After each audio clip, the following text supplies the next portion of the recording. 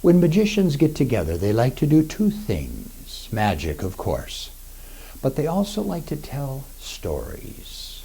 Magicians can be great raconteurs. This is one of those stories. It's about a young magician who came out of nowhere with incredible skills and abilities. Who was this young man? Where was he from? And most importantly, how did he acquire these skills? Well, the lack of answers to these questions only inspired more speculation, and the legend began to grow. The younger magicians thought it was just that.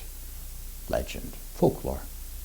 The old-timers, though, those that claimed to have seen the young lad, said he was the real deal. I'm often asked, what do I think? And I only say this. I have three objects, artifacts really. An envelope which contained a very sinister contract, which is now tucked away safely in a safe deposit box. Along with that came a small packet of playing cards. Curiously, all of the cards were exactly the same. Now, the story is told in the words of a poem, and it goes like this. It's a story of a young magician hoping to change his luck, and a mysterious stranger in the deal they struck.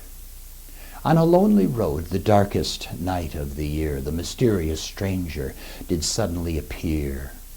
He was an imposing sight, not quite flesh and bone, with a smell all around him of fire and brimstone.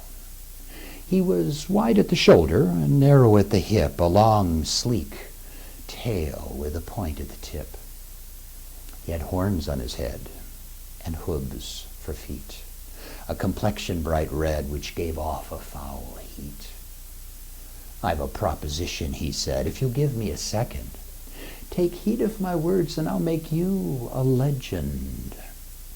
I'm a magician myself, he went on to proclaim. From the dawning of time I've gathered much fame. Now you labor so hard for years on end, when with the snap of my fingers your skills will transcend. And what do I ask for this generous dole? Only the rights to your immortal soul? Well, the lad was hesitant, for he feared manipulation. Still, he agreed with the deal with one stipulation. A chance with the cards to win back his soul on the day of reckoning when the bell would toll.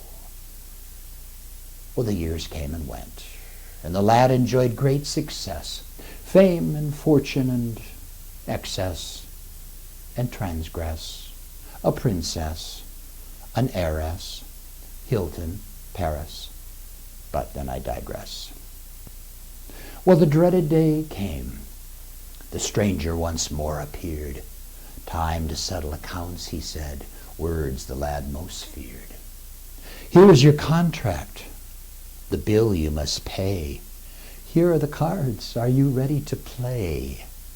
Now he gave them a shuffle, which seemed kind of lame, because each and every card were exactly the same. And now the rules of the game. Before we start, simply make sure you choose an ace with a heart. Oh, silly me, I almost forgot. We need one more card to round out the lot. It was the King of Spades, the death card in tarot.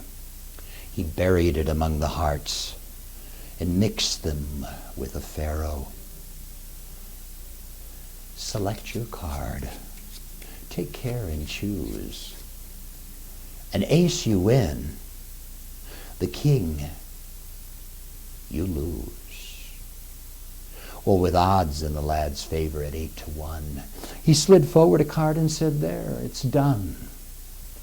Now the stranger just laughed, for he knew he had won. I hope you packed for warmer weather, my son. For of one thing, my boy, you should have been aware. When you deal with me, I never ever play fair. Well, that's very interesting, I said with a sigh. For when you deal with me, neither do I.